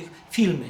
Otóż my oglądaliśmy jako dzieci filmy wojenne I nam się to śniło, myśmy się tego bali. I teraz powiem, jak wygląda kolejny przykład traumy w miniaturce. Otóż śni mi się jakaś tragedia bardzo realistycznie i ja biegnę do światła i chcę ją wymazać. Wyobrażam sobie, jak wygląda zwalczanie traumy u człowieka, który to rzeczywiście przeżył. I jeszcze jedna uwaga. Wspomniała Pani, że Holokaust największa tragedia. Troszkę jesteśmy europocentryczni, bo jeszcze Pol Pot, jeszcze Mao Zedong, a przede wszystkim Leopold II, belgijski skurczybyk, który wymordował 8 milionów ludzi, torturując ich w sposób niesamowity. I teraz dziwimy się, że Afryka ma traumę europejską. To może zacznę od tego końca, bo to pamiętam. Nie chodzi o przy uważaniu zagłady za jakby takie nie bezprecedensowe i najbardziej wyjątkowe ludobójstwo w historii. Nie chodzi tylko o jakby taką sumaryczną liczbę zabitych osób, tylko jakby o wszystko to, co było dookoła, o to, jakie tam były mechanizmy. Ja też jakby nie będę o to tak strasznie kłócić, bo to nie chodzi o to, że to jest jakaś jedna prawda, tak? Że musimy wszyscy uznać, że Holokaust był bezprecedensowy i nie było nic podobnego. Natomiast jakby mówię, skąd badacze mają takie przekonanie? Chodziło o tą systematyczność, o to też, jak niestety było to wspierane w wielu miejscach, jakby nie tylko przez inicjatorów. Natomiast zaczynając od początku, nie wiem, czy wszystkie pytania i uwagi pamiętam. Jeśli chodzi o Kępińskiego, no to on generalnie jest nadal bardzo szanowany. Przynajmniej w naszym Instytucie Psychologii, gdzie ja się uczyłam. Nie odpowiem za wszystkie. Natomiast to nie jest tak, że to jest taka osoba, do której nie wiem, w każdym badaniu się trzeba odwołać, tak? Ale jakby generalnie jest szanowany. Jeśli chodzi o pytanie o to, czy jesteśmy bardziej podatni na traumę niż kiedyś, ciężko trochę powiedzieć, dlatego że w ogóle badania nad PTSD, nad traumą zaczęły właśnie w latach 60., 70., 80., więc jakby troszkę ciężko porównać. Natomiast znam badania dotyczące społeczeństw. Polacy są bardziej podatni na rozwój PTSD niż inne społeczeństwa przez naszą narrację historyczną. Nie niż wszystkie inne, ale jakby trochę przodujemy. Natomiast są rzeczywiście takie zjawiska, że mówi się troszeczkę o tym, ale to nie jest takie, powiedzmy, to nie jest takie oficjalnie naukowe, że wszyscy się do tego zgadzamy i to jest jakieś, nie wiem, potwierdzone, że teraz, nie wiem, WHO ogłosi taką erę. Natomiast mówi się trochę o tym, że w różnych momentach historyczno-pokoleniowych jest większa tendencja do niektórych rodzajów zaburzeń. Na przykład po wojnie właśnie była większa tendencja do zaburzeń lękowych, do których też należy zaburzenie stresu pourazowego.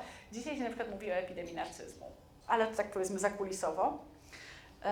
Więc ciężko mi powiedzieć, czy w tym momencie my jesteśmy wrażliwsi i czy prędzej dostajemy traumy niż na przykład 15 lat, czy 50, czy 100 lat temu.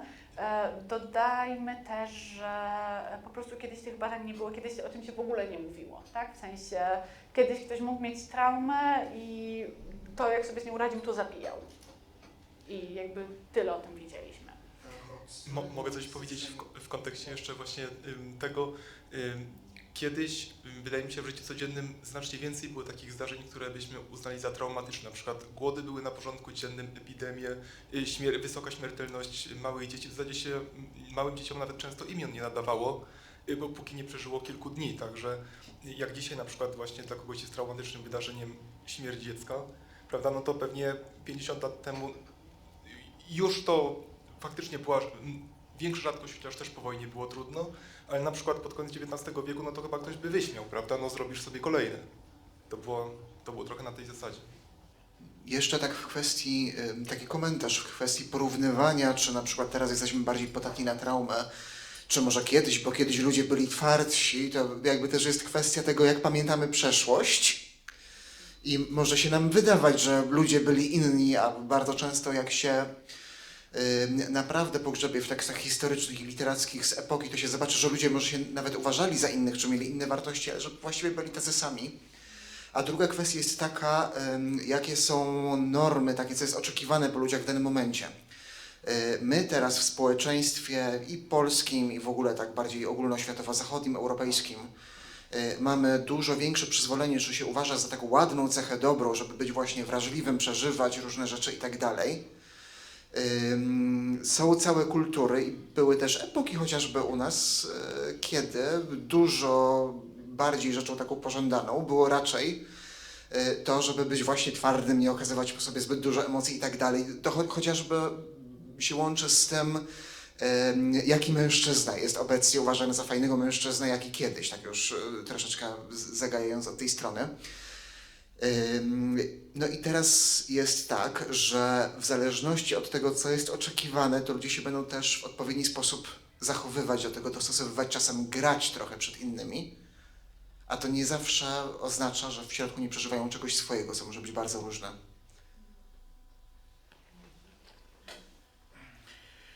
Ja chciałam przypomnieć o wieku dzieci, kiedy usłyszeliśmy wspomnienia rodziców z czasów okupacji. My nie byliśmy małymi dziećmi, tylko już na przykład chodziliśmy do średnich szkół.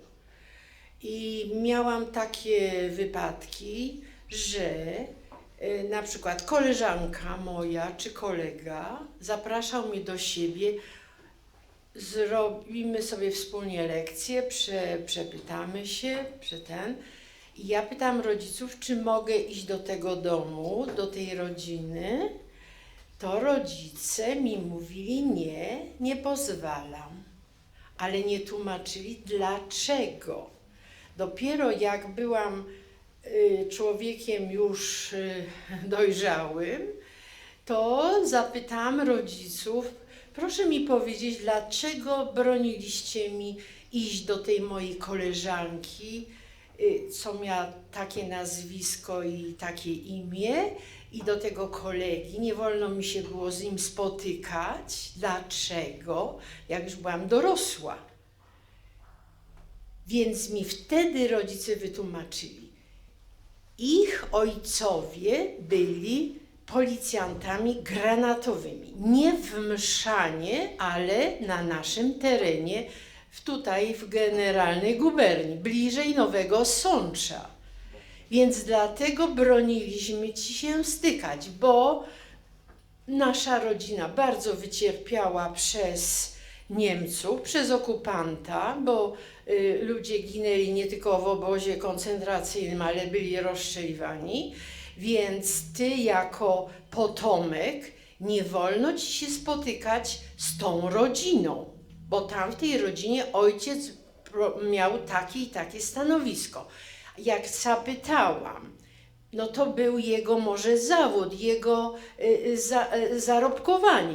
Nieważne, policjanci granatowi przy aresztowaniu, których rodzice byli świadkami, bardziej znęcali się nad rodziną aresztowanego i bardziej nad tym aresztowanym, że go torturowali.